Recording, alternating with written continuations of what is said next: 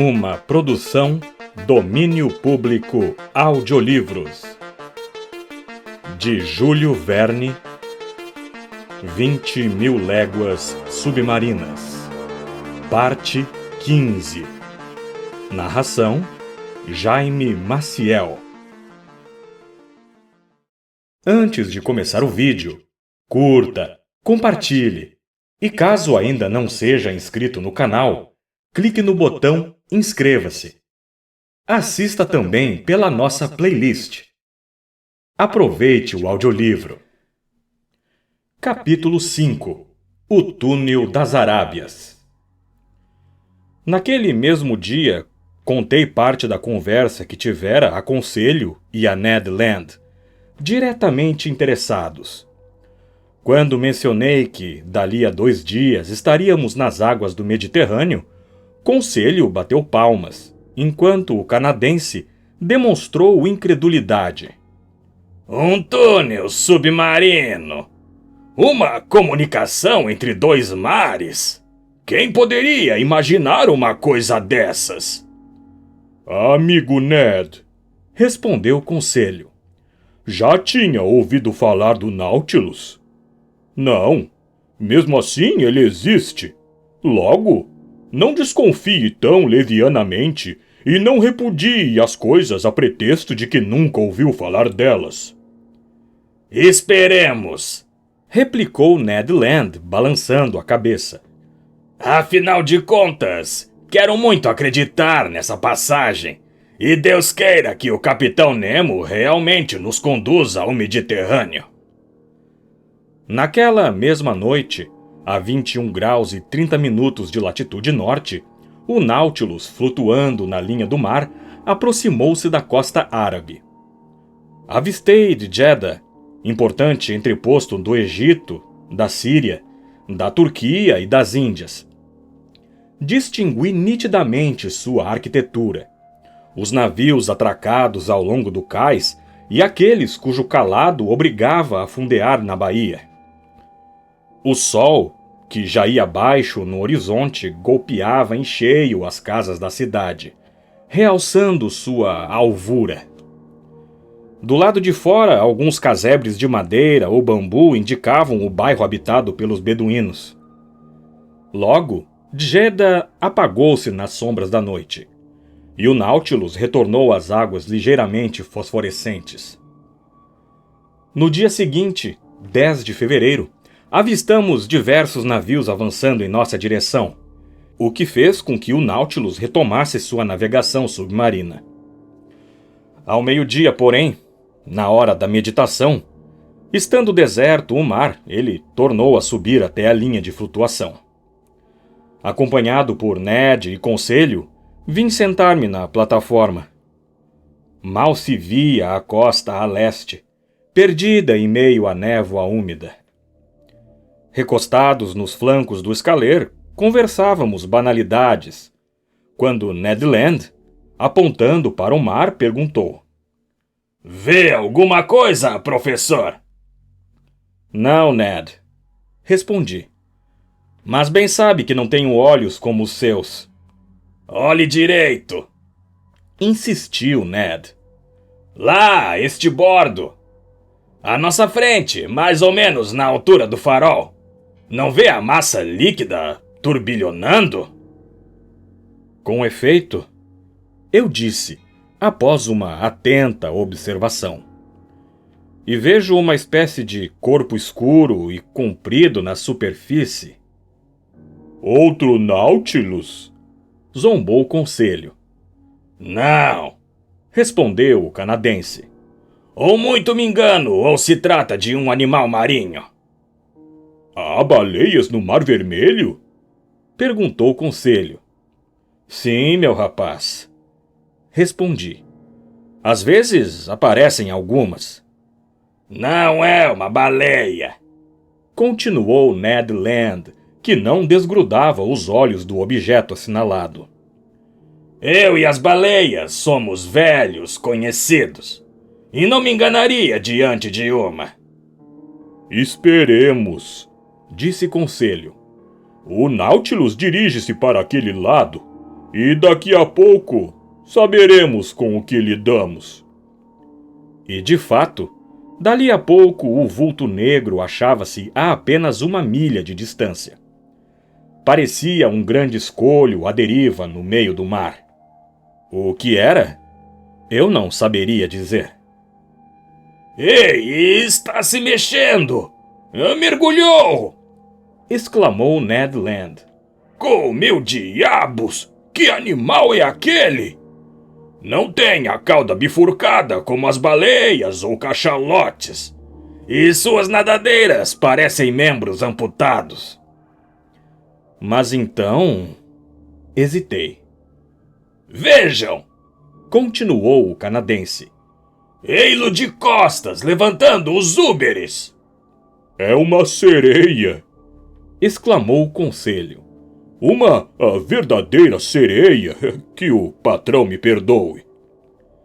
Aquele substantivo, sereia, me deu uma pista, e compreendi que o animal pertencia àquela ordem dos seres marinhos que a fábula metamorfoseou em sereias, metade mulheres, metade peixes. Não, disse a conselho, não é uma sereia, mas uma curiosa criatura de que restam apenas alguns espécimes no Mar Vermelho. É um dugongo. Ordem dos serinídeos, grupo dos pisciformes, subclasse dos eutérios, classe dos mamíferos, ramo dos vertebrados. Discorreu o conselho. E quando o conselho falava assim, não havia o que discutir.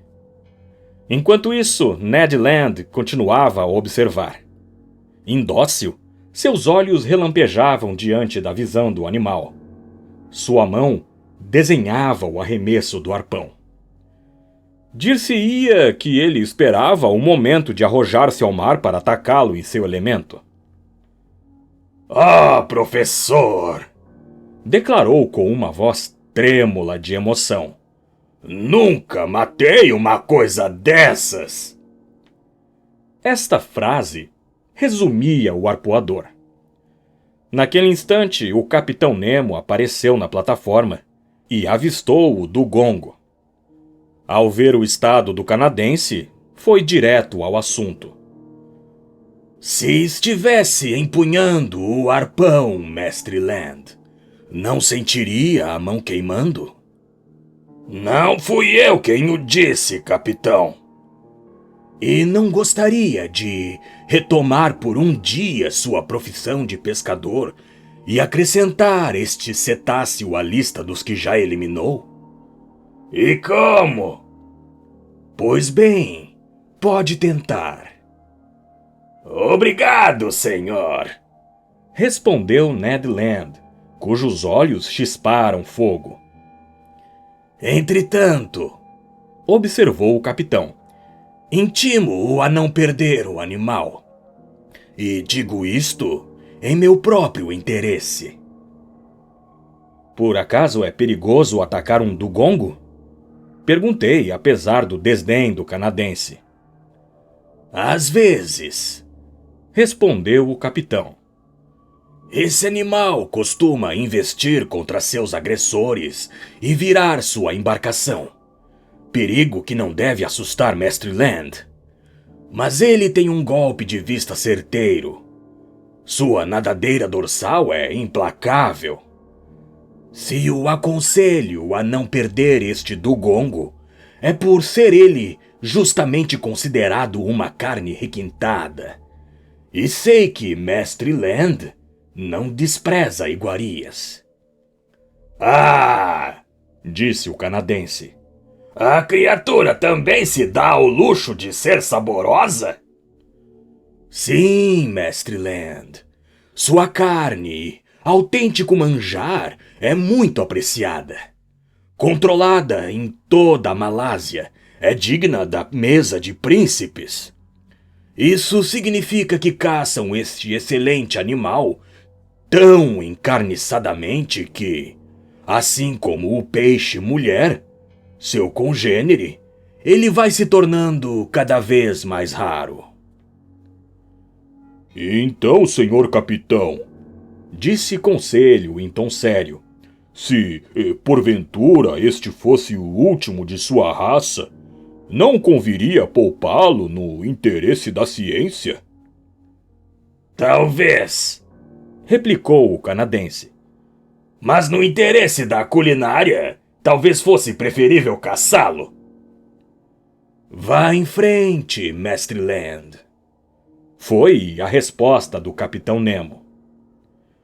Nesse momento, 7 homens da tripulação, mudos e impassíveis como sempre, subiram à plataforma. Um trazia um arpão e uma linha parecida com as usadas pelos pescadores de baleias. O escaleiro foi arrancado de sua cavidade e lançado ao mar. 6 remadores tomaram lugar nos bancos, o timoneiro ao leme. Ned, Conselho e eu nos instalamos na popa. Não vem, capitão? Perguntei. Não, professor, mas desejo-lhe boa caçada. O escaleiro desatracou e, impulsionado pelos 6 remos, investiu rapidamente na direção do Dugongo, que boiava então a 2 milhas do Nautilus. A algumas centenas de metros do cetáceo, o escaleiro reduziu a velocidade e os remos mergulharam silenciosamente nas águas tranquilas. Ned Land, de pé na proa, assestava o arpão. O arpão, usado na caça à baleia, é comumente preso a uma corda bem comprida, que se desenrola com facilidade quando o animal ferido a arrasta consigo. Mas naquela circunstância a corda media apenas uma dezena de braças, achando-se presa simplesmente a um barrilete, cuja flutuação devia indicar o trajeto do Dugongo sobre as águas. De pé, eu observava detidamente o adversário do canadense. O Dugongo, que também atende pelo nome de Halicore, lembrava muito o peixe-mulher. Seu corpo oblongo terminava numa cauda bastante prolongada. Suas nadadeiras laterais, em autênticos dedos. A diferença para o peixe-mulher residia em que sua maxila superior era dotada de 2 dentes compridos e pontiagudos, formando cerdas divergentes. O Dugongo que Ned Land se preparava para atacar era de dimensões colossais, com pelo menos 7 metros de comprimento. Não se mexia, parecendo dormir na superfície das águas, circunstância que facilitava sua captura. O escaleiro aproximou-se prudentemente a 3 braças do animal. Os remos permaneciam suspensos em seus estribos. Levantei-me novamente. Ned Land, com o corpo vergado para trás, agitava o arpão com sua mão calejada. Ouvimos então um silvo e o Dugongo desapareceu.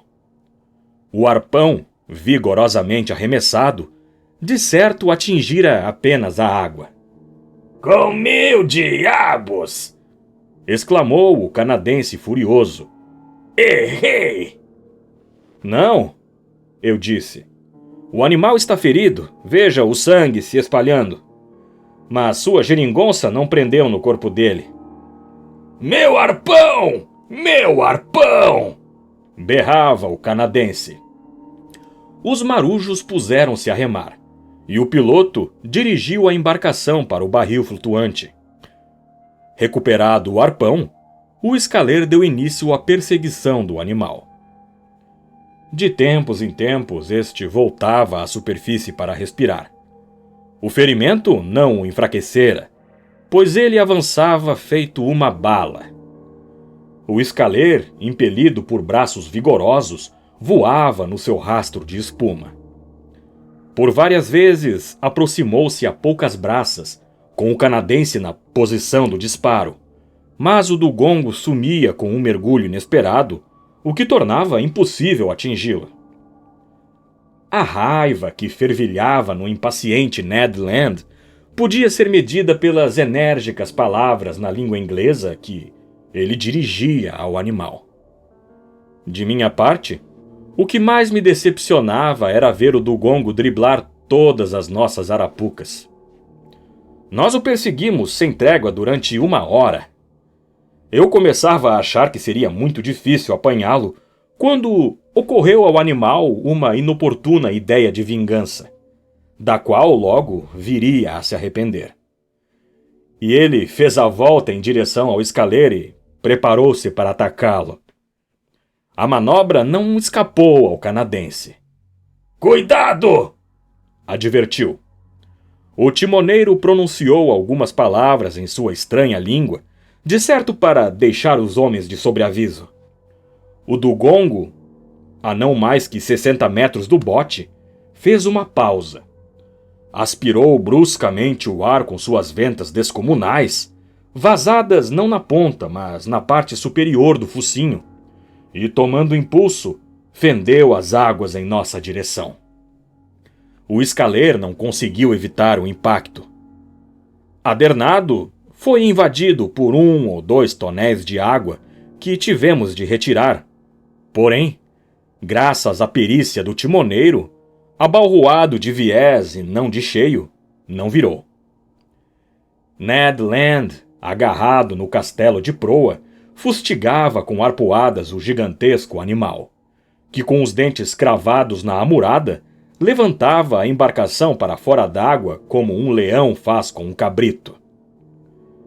Estávamos caídos uns sobre os outros e não sei como teria terminado a aventura se o canadense, ainda às voltas com a fera, não lhe houvesse finalmente acertado o coração. O Dugongo rilhou os dentes no metal e desapareceu, arrastando o arpão consigo. Dali a pouco, o barril voltou à superfície e o corpo do animal ressurgiu, boiando de costas. O escaleiro aproximou-se, amarrou-o no reboque e dirigiu-se para o Nautilus.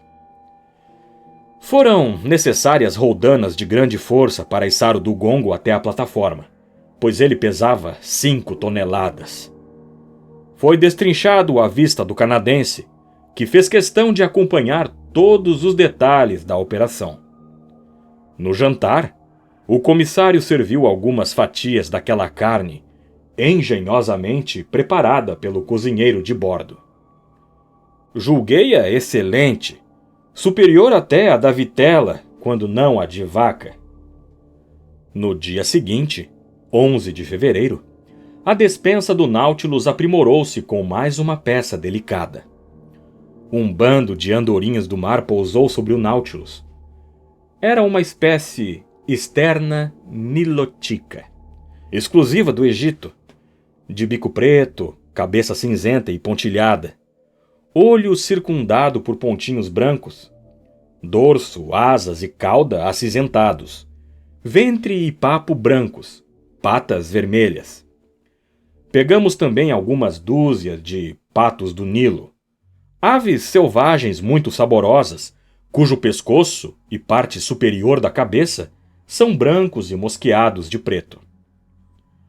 A velocidade do Nautilus era moderada naquele momento. Avançávamos como se a passeio. Observei que a água do Mar Vermelho perdia gradativamente a salinidade à medida que nos aproximávamos de Suez. Por volta das 5 da tarde, avistamos ao norte o cabo de Ras Mohammed, que forma a ponta da Arábia Pétrea, compreendida entre o Golfo de Suez e o Golfo de Aqaba. O Nautilus penetrou no Estreito de Jubal, que leva ao Golfo de Suez. Percebi nitidamente uma alta montanha, dominando o Estreito de Mohammed entre os 2 golfos. Era o Monte Horeb, o Sinai, em cujo cume Moisés viu Deus face a face, e que a imaginação humana sempre desenha aureolado por línguas de fogo.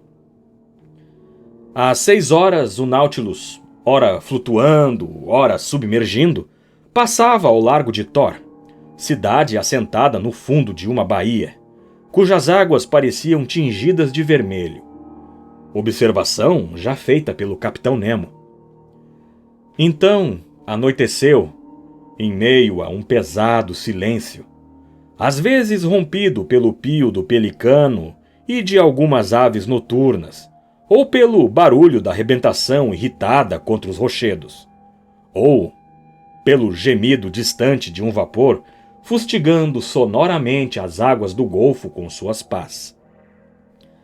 Das 8 horas às 9, o Nautilus permaneceu a uma profundidade de poucos metros. Pelo meu cálculo, devíamos estar nas imediações de Suez.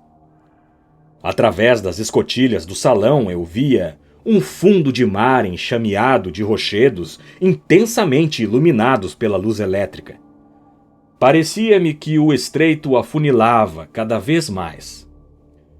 Às 9h15, tendo a embarcação retornado à superfície, subi a plataforma. Impaciente para atravessar o túnel do Capitão Nemo, eu não parava quieto e aspirava sofregamente o ar fresco da noite. Dali a pouco, na penumbra, percebi um fogo pálido, meio desbotado pela bruma, luzindo a 1 milha de distância. Um farol flutuante, disseram perto de mim. Voltei-me e reconheci o capitão. É o farol flutuante de Suez. Ele continuou. Logo chegaremos à boca do túnel. Não deve ser fácil entrar. Justamente, professor. Daí eu ter por hábito permanecer no compartimento do timoneiro para garantir pessoalmente a manobra. E agora, se quiser fazer a gentileza de descer, professor Aronnax, o Nautilus romperá as águas e só voltará à superfície após haver atravessado o túnel das Arábias. Segui o Capitão Nemo.